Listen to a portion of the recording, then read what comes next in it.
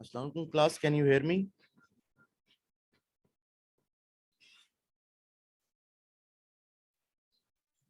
Yes, sir. Okay, let's begin. I don't think anyone else is going to join. So let's just begin. International Financial Management. जी sir.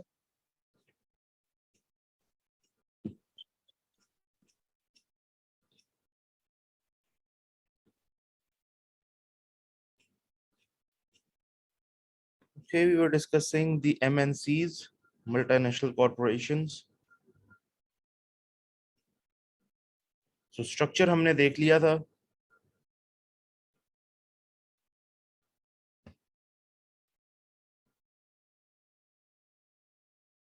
I think यहाँ तक ही complete किया था last time.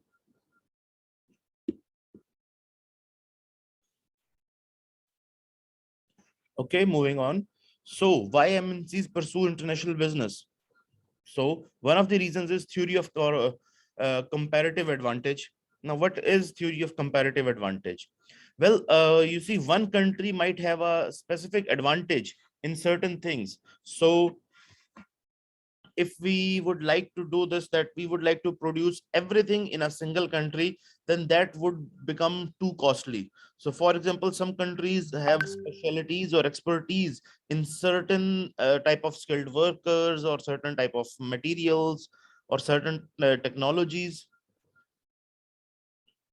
For example, in China, you can find cheap labor. In India, in Malaysia, Pakistan, Bangladesh, so we have cheap labor. This is not present in the United States or Britain, United Kingdom, European Union, or Japan maybe. So that affects that all the labor intensive work is done cheaply at a very reasonable cost in all these countries where the labor is cheap. Whereas in these countries, we do not have, you can say, technology, advanced technology, latest robotics, machinery. So all the work that is dependent on advanced technology cannot be performed in these countries. So all that work is performed in the United States or in Japan or maybe in the European Union.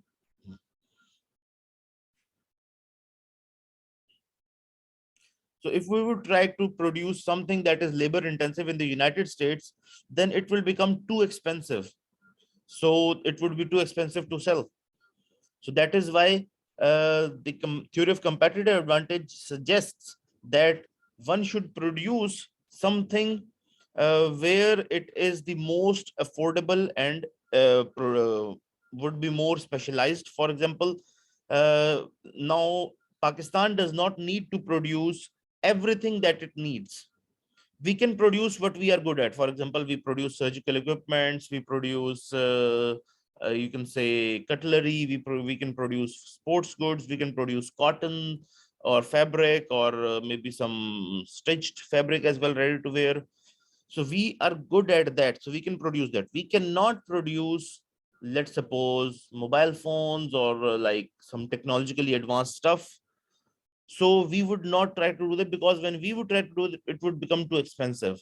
So वो कहीं पर भी cell नहीं होगा, वो हमारी अपनी country के लिए अफोर्डेबिलिटी उसकी बहुत ज्यादा हो जाएगी. So in that case we produce all that we can produce easily, and then we export some of it to buy what we need that we cannot produce ourselves, because वो चीज उस दूसरी country के अंदर ज्यादा सस्ती produce हो जाती है, so we can buy it from them.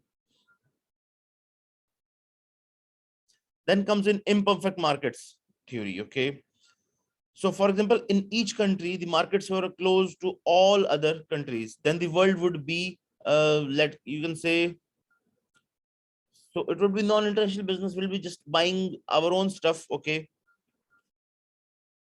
जबकि अगर मार्केट्स परफेक्ट होंगी और सारे के सारे फैक्टर्स ऑफ प्रोडक्शन ओपन है, सच एज इवन लेबर, और हम ये कंसीडर करें कि हम लेबर को ट्रांसफर कर सकते हैं कहीं से भी, ठीक है, तो हम लेबर को बुलवा सकते हैं अपने पास, और अदर जो भी रिसोर्सेज हमें चाहिए वो भी हम लेके आ सकते हैं वहां से जब भी हमें जरूरत पड़ेगी. तो ये भी अनरियलिस्टिक है, बिकॉज लेबर को मूव करना इज नॉट दैट इजी. एक, उसकी कॉस्ट बहुत ज्यादा पड़ जाएगी आपको, और उसके अलावा कंपेटिटिव जो उसकी कॉस्ट एडवांटेज है वो आपकी लूज हो जाएगी. ठीक है, इसलिए ये भी बड़ा मुश्किल हो जाता है कि वी वुड कंसीडर कि इम्परफेक्ट मार्केट्स थ्योरी तो है, लेकिन मार्केट्स तो इम्परफेक्ट हैं। एक कंट्री में एक चीज ज्यादा बेटर अवेलेबल है, दूसरी कंट्री में दूसरी ज्यादा अवेलेबल, लेकिन हम उसको मूव कर सकें, मतलब चीजों को अपने पास ला सके वहां से, उस कंट्री से जो चीजें हमारे पास सही नहीं है, that is also very difficult. That is why हम इस इम्परफेक्ट मार्केट कंडीशंस के अंदर ये चीज जरूर कंसिडर करेंगे that the factors of production are, you can say, somehow somewhat immovable, they cannot be moved from one country to another. अब for example ये कंट्री बैन कर दीजिए, हमारे पास से स्किल्ड लेबर बाहर नहीं जा सकती, या हम अपने पास से कोई भी स्किल्ड या कोई चीज ऐसी है जो हमारी बहुत एडवांटेज है वो हम बाहर नहीं जाने देंगे। Moving forward, product cycle theory, one of the more popular explanations as to why firms evaluate into MNCs is the product cycle theory. According to this theory, firms become established in the home market as a result of some perceived advantage over existing competitors, such as the need to buy the market for at least one more supplier of the product. Because information about markets and competition is more readily available at home, a firm is likely to establish itself first in its home country. However, foreign demand for the firm's product will initially be accommodated by exporting that particular product to those countries. As time passes, the firm may feel the only way to retain its advantage over competitors in foreign countries is to produce in those foreign countries or foreign markets.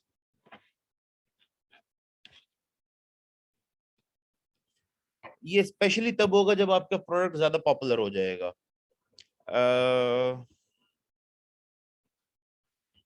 For example कोई भी firm जो है वो develop कर सकती strategies के, उसकी जो फॉरेन डिमांड है वो प्रोलॉन्ग कर सके वो, ठीक है। इसके अलावा जो अप्रोच इसके अंदर यूज करती है वो फेजेस होते हैं, phases of the product cycle, जैसे कि हम यहाँ पर आगे आपको भी दिखा देते हैं।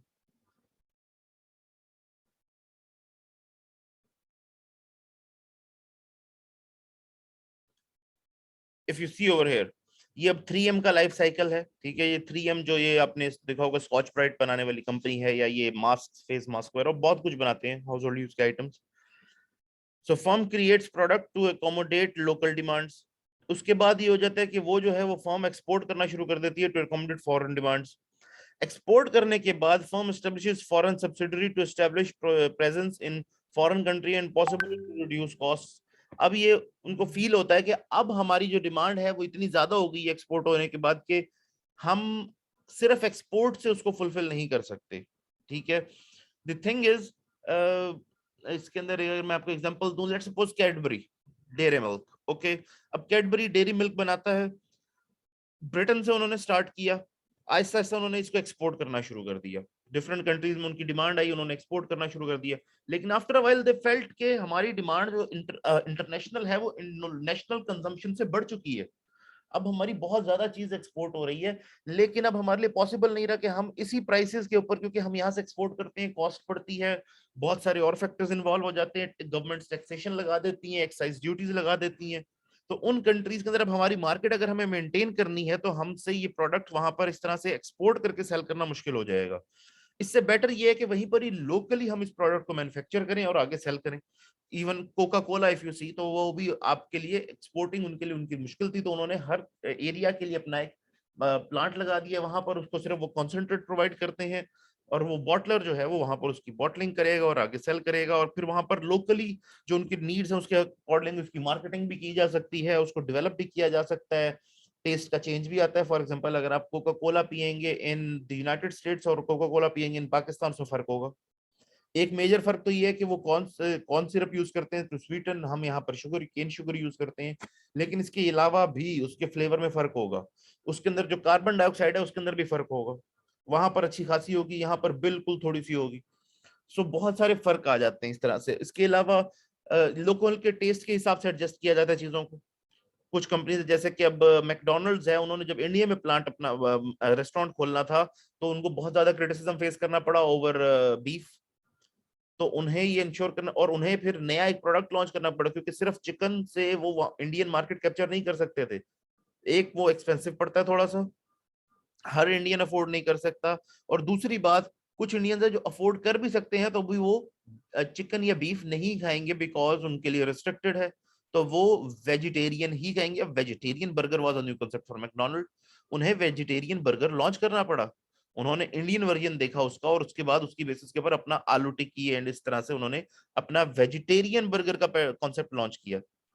That is why they were successful in the Indian market. उसके बावजूद ये इसके ऊपर बड़ा कॉन्फ्लिक्ट होता रहा, बहुत अरसा उसके ऊपर स्ट्राइक्स होती रही। So you have to adjust your product to the local market. और इस तरह से ये जैसे कोक है, ये अपने आप को इंडिया पाकिस्तान में लोकल आर्टिस्ट को यूज करते हुए उस तरह से प्रमोट करती है। Same goes for Cadbury. Cadbury ने भी अपना फिर प्लांट दूसरे कंट्रीज में लगाना शुरू किया और फिर वहां से प्रोडक्शन करके उस लोकल रीजन को सर्व करना स्टार्ट कर दिया।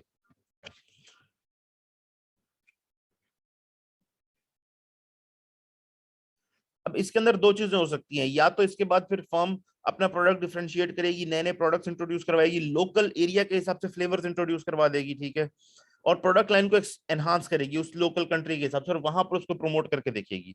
जैसे लेज डिफरेंट कंट्रीज के अंदर डिफरेंट फ्लेवर्स टेस्ट करता रहता है और फिर उसके अकॉर्डिंग वहां पर फ्लेवर लॉन्च करता रहता है।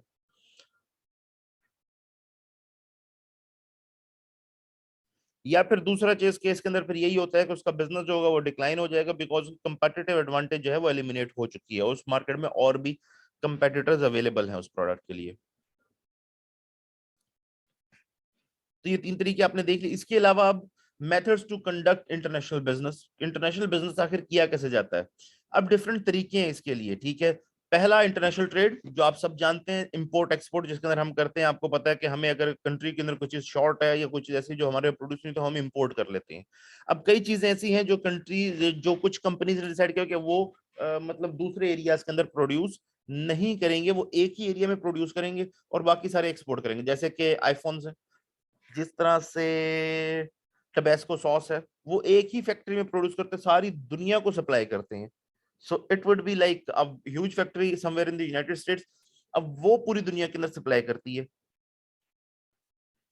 जैसे मैंने अभी कॉस्ट एडवांटेज की आपको बात की थी, अगर आप कभी किसी स्पेशलिटी स्टोर पे जाएं जहां पर आप देखेंगे कि इंपोर्टेड चॉकलेट्स का सेक्शन सेपरेट होगा और लोकल चॉकलेट्स का सेक्शन सेपरेट होगा, तो सेम कैडबरी, सेम नेम से सेम तरह की, सिर्फ वो डिफरेंट तरह का पैकिंग होगी उसकी और उसका साइज जरा सा बड़ा होगा, क्योंकि जरा ब्रिटेन वगैरह में और इंटरनेशनली वो जरा बड़े साइज के बार बेचते हैं, क्योंकि बिकते ही वहाँ, छोटे बार नहीं बिकते। तो आप देखेंगे वो बड़े बार पड़े हैं और उसकी प्राइस जब आप पूछेंगे तो that would be much higher than that of the normal same, उसके मिलता जुलता उसी साइज से अगर बार अपना लोकल देखेंगे तो उससे बहुत ज्यादा डिफरेंट होगी। अगेन रीजन, रीजन बीइंग कि वो इंपोर्ट होके आई है ब्रिटेन से, और जो हमारे यहाँ है वो लोकल बनी हुई है। और उसके बाद फिर अगेन उसका साइज भी यूजुअली, क्योंकि यहाँ छोटे साइजेस प्रेफर किए जाते हैं, तो यहाँ आपको छोटे साइजेस मिल जाएंगे, लेकिन उस पैकिंग के अंदर आपको छोटे साइजेस नहीं मिल रहे होंगे। अब इंटरनेशनल ट्रेड के अंदर, so you import all these things, बहुत सारी ऐसी चीजें जो कंपनी सिर्फ एक ही लोकेशन में बनाती है और फिर बाकी कंट्रीज के अंदर एक्सपोर्ट कर देती हैं। तो एक तरीका है इंटरनेशनल ट्रेड का। पहले मैं इनको गिनवा देता हूँ, उसके बाद इनकी बारी बारी हम डिस्कशन कर लेते हैं। देन लाइसेंसिंग हो सकती है कि आप लाइसेंस ले लें बनाने का। जैसे कई कंपनीज का आप देखेंगे कि पीछे लिखा होगा कि manufactured in Pakistan but licensed under this company, के उसके परमिशन के साथ बना रहे हैं। इसी तरह से फ्रेंचाइजिंग होती है, जैसे ये मैकडोनल्ड्स की है या केएफसी की है, या there are so many other thing जिनकी फ्रेंचाइजिंग हो जाती है। तो आप उनकी फ्रेंचाइज ले लेते हैं और उस फ्रेंचाइज के थ्रू उसके प्रोडक्ट्स यहाँ पर आप सेल करते हैं। देन जॉइंट वेंचर्स की पॉसिबिलिटी होती है इंटरनेशनल बिजनेस के अंदर कि जॉइंट वेंचर किया जा सकता है। जैसे सोनी एरिक्सन का एक जॉइंट वेंचर था। एक्विजिशंस ऑफ एग्जिस्टिंग ऑपरेशंस, वो फिर एक चीज जो करते हैं वो कभी कभी ये भी करते हैं कि एग्जिस्टिंग कोई कंपनी है इस कंट्री के अंदर, तो वो आके इस कंट्री के अंदर जो एग्जिस्टिंग कंपनी है उसको परचेज कर लेंगे और उसके फिर अंडर अपने प्रोडक्ट बेचना शुरू कर देंगे। जैसे कि ये दराज के साथ हुआ है कि जो है अली एक्सप्रेस ने इसको दराज को परचेज कर लिया और अब दराज को अली वाले ऑपरेट करते हैं पाकिस्तान के अंदर, लेकिन दराज के नाम से ही कर रहे हैं, उनकी मर्जी है, वो कल को उसको चेंज करते करते अली एक्सप्रेस कर दें। ये अली बाबा ग्रुप जो है। Then comes in establishment of new foreign subsidiaries, तो वो फिर अपनी नई सब्सिडरी भी नए सिरे से शुरू भी कर सकते हैं, जैसे कि अमेजन ने किया है कि अमेजन ने जब इंडियन मार्केट एंटर की है तो उन्होंने अपनी आपको वहां पर एक अपनी सब्सिडरी इंडिया में लॉन्च की जो कि टोटली डिफरेंट होगी from the rest of the world.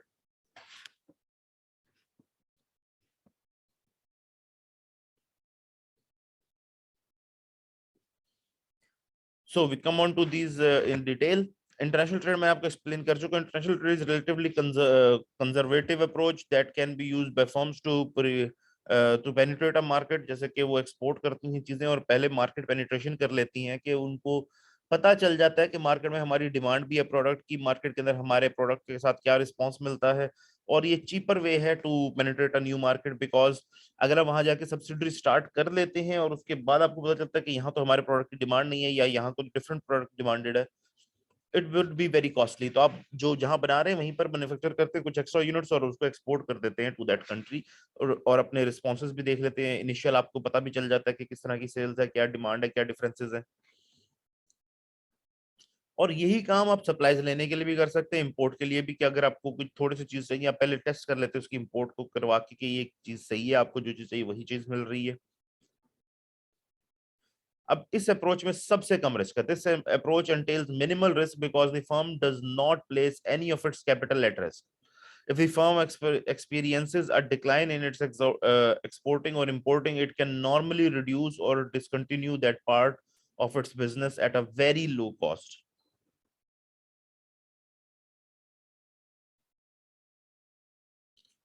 अब इसमें इंटरनेट भी बहुत ज्यादा फैसिलिटेट करता है। Many firm use their websites to list the products they will sell along with the prices for each product. This makes it easy for them to advertise their products to potential importers anywhere in the world without mailing brochures to various countries. So एक ये भी है कि इसने आसान कर दिया है इंटरनेट ने एक्सपोर्टिंग को, इंपोर्ट एक्सपोर्ट के काम को भी।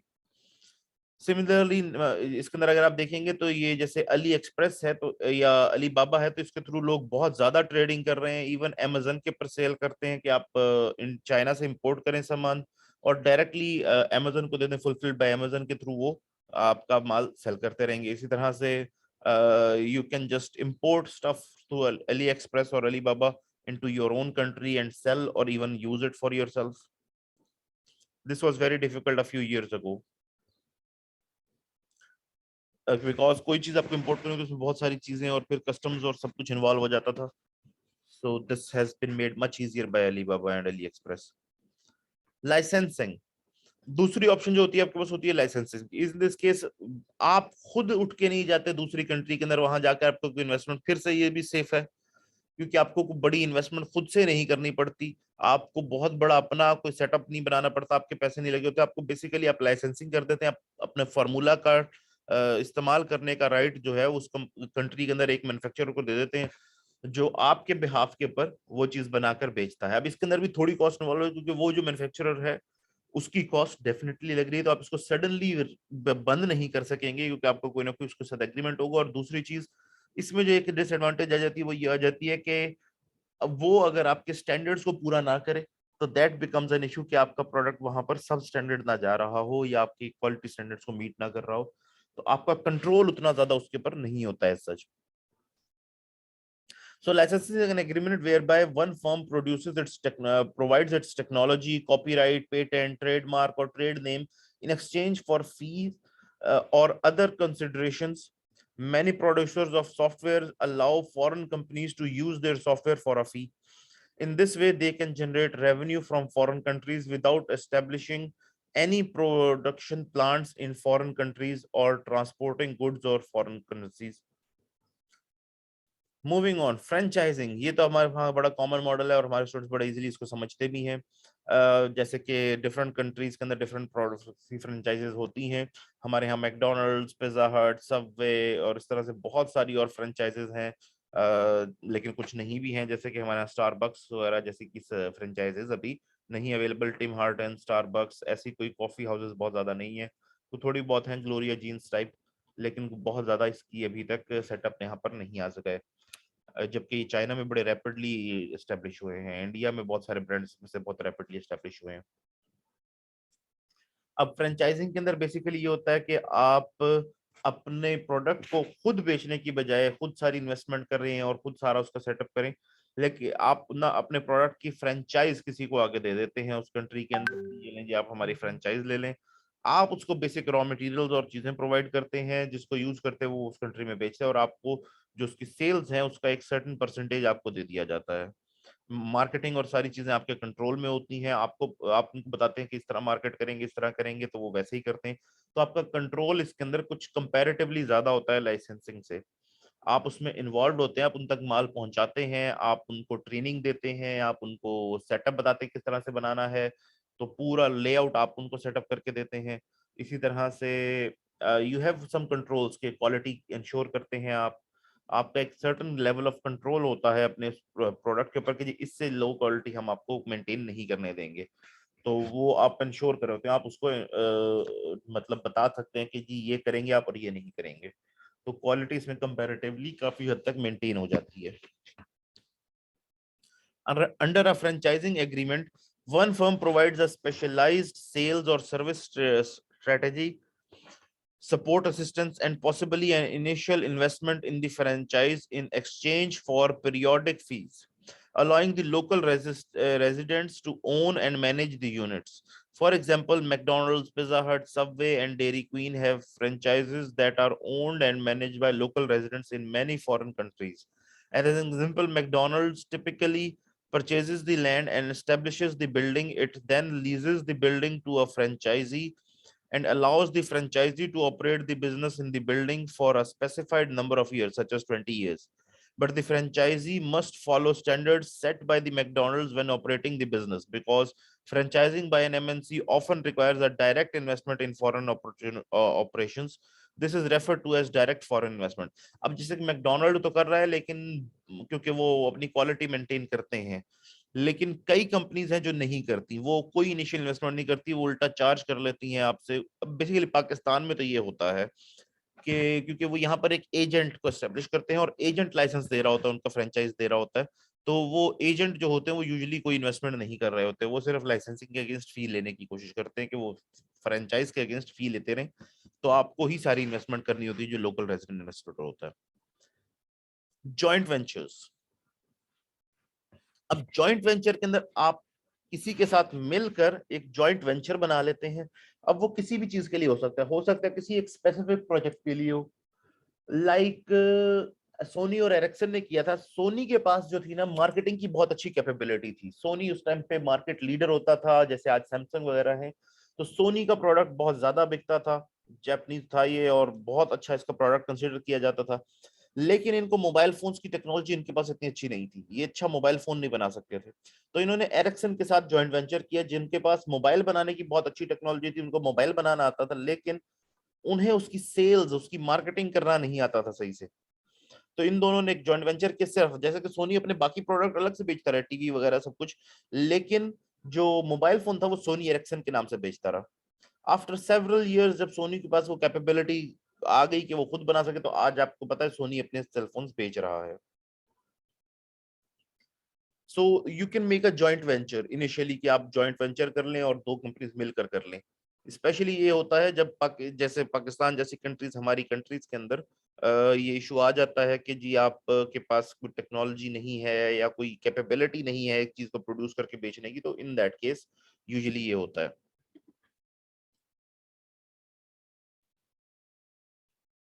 A joint venture is a venture that is jointly owned and operated by two or more firms. Many firms enter foreign markets by entering into a joint venture with firm that already reside in those markets. और इसकी एक बहुत बड़ी वजह है, आप उस market के बारे में नहीं जानते, आप वहां के ऑपरेशंस के बारे में नहीं जानते, आप वहां पर काम करवाने के तरीकों के बारे में नहीं जानते, आप वहां की लेबर को नहीं जानते, आप वहां के हालात नहीं जानते, आपका कोई एक्सपीरियंस नहीं है कि यहाँ पर हम किस तरह से ऑपरेट करेंगे।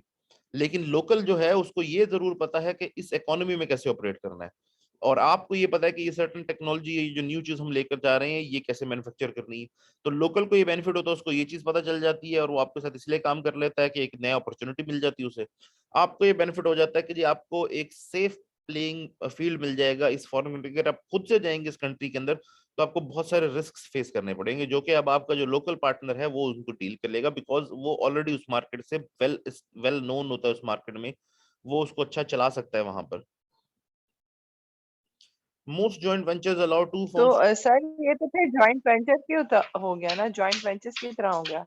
ये जॉइंट वेंचर ही डिस्कस कर रहे हैं हम। अच्छा सर, एक्विजिशन अभी नहीं है। नहीं नहीं, एक्विजिशंस नहीं, हम जॉइंट तो वेंचर सर डिस्कस कर रहे हैं। जॉइंट वेंचर में और मर्जर में क्या डिफरेंस रहेगा?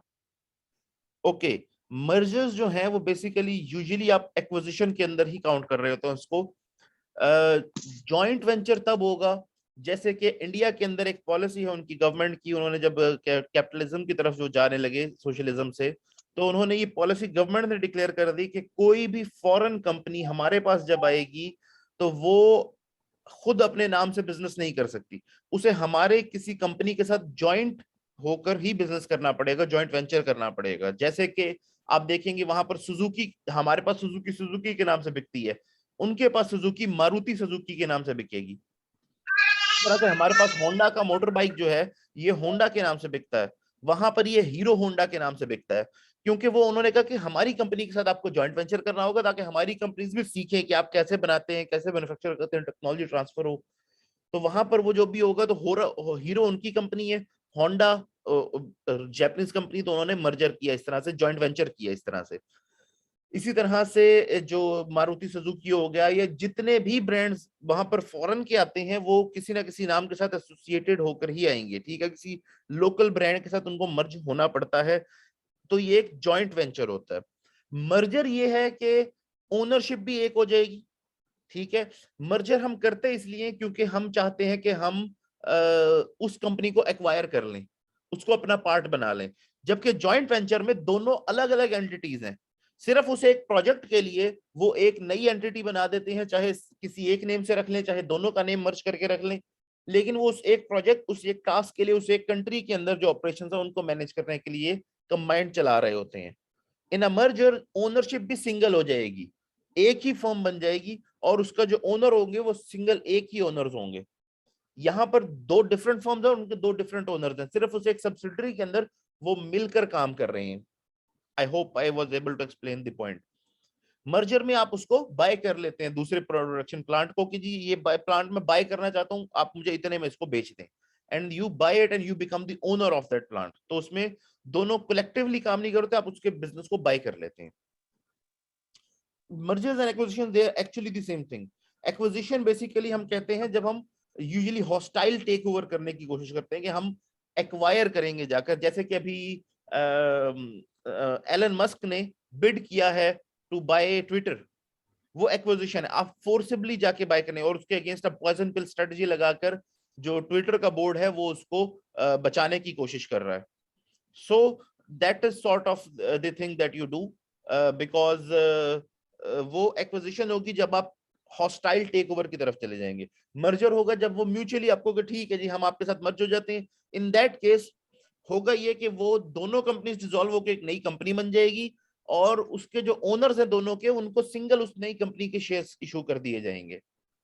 जबकि जॉइंट वेंचर में दोनों सेपरेट कंपनीज रहेंगी, सेपरेट एंटिटीज रहेंगी और सिर्फ उस एक प्रोजेक्ट में वो दोनों मिलके काम कर रहे होंगे। आई होप दिस ठीक है सर। Point clear. जी जी sir. Okay. Most joint ventures allow two firms to apply their respective comparative advantage in a given project. ठीक है, joint ventures often require some degree of DFIs, foreign investment जिसे हम कहते हैं, direct foreign investment, while the other parties involved in the joint venture also participate in the investment. Okay, आगे इसकी examples दी, इसलिए फिलहाल मैं एग्जांपल्स अभी नहीं डिस्कस कर रहा, you can just go through them yourselves, मैं बीच में कोई ना कोई एग्जांपल लोकल कॉन्टेक्स्ट में जरूर दे देता हूं। तो acquisitions of existing operations, okay, अब ये जो पॉइंट है एक्विजिशंस ऑफ एग्जिस्टिंग ऑपरेशंस, ये है एक और स्ट्रेटजी जब आप जॉइंट वेंचर ना कर रहे हो लेकिन आपकी कंपनी बहुत बड़ी है, आपके पास पैसे हैं, आप परचेज कर सकते हैं कोई ऑपरेशन वहां पर उस कंट्री के अंदर, तो आप क्या करते हैं, आप अपने से मिलता जुलता कोई ऑपरेशन या सेम बिजनेस का कोई ऑपरेशन जो उस कंट्री में ऑलरेडी चल रहा है उसको एक्वायर कर लेते हैं, उसको परचेज कर लेते हैं और उसके थ्रू उस मार्केट में एंटर होते हैं। जैसे कि मैंने आपको एग्जांपल दी कि जी जो था अमेजन, अमेजन अब बहुत बड़ी कंपनी है, उन्होंने कोशिश की हो सकती है कि किसी को एक्वायर कर लें या डायरेक्ट जाके अपना नया सेटअप भी वो बना सकते हैं, इतना पैसा उनके पास है। अलीबाबा जो है ऑन द अदर हैंड वो उससे कंपैरेटिवली स्मॉल लेकिन स्टिल अ ह्यूज ऑपरेशन। तो पाकिस्तानी मार्केट में एंटर होने के लिए अलीबाबा ने ये स्ट्रेटजी लगाई कि हम एग्जिस्टिंग जो सबसे बड़ा स्टोर है ऑनलाइन उसको परचेज कर लेते हैं। तो उन्होंने दराज को परचेज कर लिया क्योंकि उस वक्त दराज was the existing most highly rank store in Pakistan. तो उन्होंने उसे परचेज किया और उसके ऑपरेशंस को अपने हिसाब से कन्वर्ट कर लिया और अब वो उसको ऑपरेट कर रहे हैं। So you just acquire an existing business और उसके थ्रू वहां ऑपरेट करते रहते हैं। बस उन्होंने किया ये कि उसका नाम एक्वायर कर लिया है, उसके एसेट्स एक्वायर कर लिए, उसके बाद उन्होंने उनका सॉफ्टवेयर जो था उसको स्क्रैप किया और सारा दराज का जो उनका वर्किंग थी उसको अपने सॉफ्टवेयर के ऊपर ले आए, अपने से लिंक कर लिया और उसको अब पाकिस्तान में वो चला रहे हैं। नाम वो वही यूज करें बिकॉज ये नाम ऑलरेडी चल रहा था पाकिस्तान में, ज्यादा पॉपुलर है, पाकिस्तान में लोगों को पता है, तो उनके कई रिस्क इससे कम हो गए। अब आहिस्ते से वो चाहेंगे इसको अली बाबा या अली एक्सप्रेस की तरफ शिफ्ट कर लेंगे, अदरवाइज उसको इसी नाम से भी चला सकते हैं, लेकिन एटलीस्ट वो आपकी कंट्री के जो सेटअप है उसके अंदर एंटर हो गए।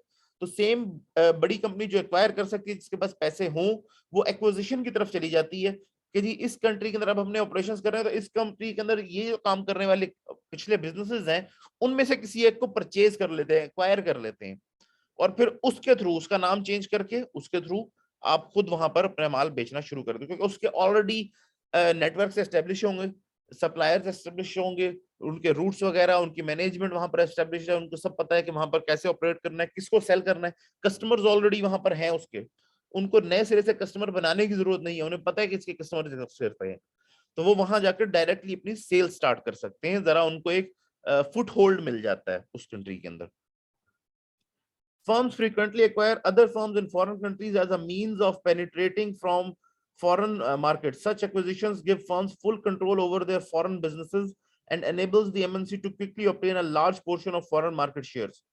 Acquisitions represent direct foreign investment because MNCs directly invest in foreign countries by purchasing the operation of a target companies। ठीक है, तो ये डायरेक्ट फॉरेन इन्वेस्टमेंट हो रही होती है, लेकिन इससे भी काफी हद तक आप सेफ प्ले कर रहे हो, क्योंकि आप एक एग्जिस्टिंग बिजनेस को परचेज कर रहे हैं, मैनेजमेंट को पता है कि वहां कंट्री कैसे डील करनी है, वहां के लोकल ही आपके जो होंगे वो वर्कर्स होंगे, सो you have a much better control and a much better chance to succeed rather than कि आप अपनी फॉरेन डायरेक्ट इन्वेस्टमेंट ले जाकर खुद से चीजें बनाना और कंस्ट्रक्शन करना और लाइसेंसिंग करना शुरू करें।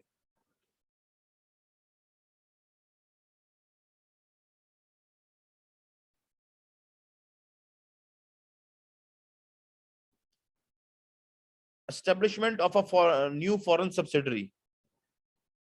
इन दिस केस आप एक नई फॉरेन सब्सिडी स्टार्ट करते हैं, जैसे मैंने आपको एग्जांपल दी कि अमेज़न ने पहले, क्योंकि वो इंडिया और इस सबकॉन्टिनेंट के रीजन में ट्रेड नहीं करते थे, उन्होंने इंडिया के मार्केट चूज की। अगेन मार्केट चूज करने का सादा सा reason, it's a huge market, और अगेन इसके बाद दूसरी ह्यूज मार्केट एशिया में चाइना की है, लेकिन वहां पर वो किसी भी फॉरेन कंट्री के साथ डील नहीं करते, फॉरेन कंट्रीज के प्रोडक्ट्स में ये उनकी कंपनी वो अपनी बनाते हैं और अपनी से ही बाय करते हैं, तो उनके पास ऑलरेडी अपनी थी एलीबाबा एंड ऑल दिस, तो वो कभी भी इसके ऊपर अमेजोन पे नहीं आएंगे, उनका ज्यादा चांस है कि वो अमेजोन को नहीं आएंगे, जैसे कि वो ट्विटर वगैरह भी नहीं यूज करते, वो वीचैट यूज करते हैं, वो अपने ही सेटअप्स यूज करते हैं, उनकी कंट्री की पॉलिसी है। तो यहाँ इस रीजन में सबसे बड़ी मार्केट उसके बाद फिर इंडिया थी with the number of population, तो उन्होंने फिर इंडिया की, क्योंकि आप जब इतनी बड़ी फॉरेन डायरेक्ट इन्वेस्टमेंट करने जा रहे हैं कि न्यू सब्सिडरी खोलने जा रहे हैं, रिस्क ले रहे हैं, बहुत ज्यादा आपको स्टडीज करनी होंगी, बहुत ज्यादा फिजिबिलिटीज करनी, तो बहुत मैसिव इन्वेस्टमेंट कर रहे हैं जिसमें बहुत मैसिव सिंक कॉस्ट भी हैं, तो इस वजह से वो ये नहीं हो सकता कि आपने बनाई और आपको ओहो यहाँ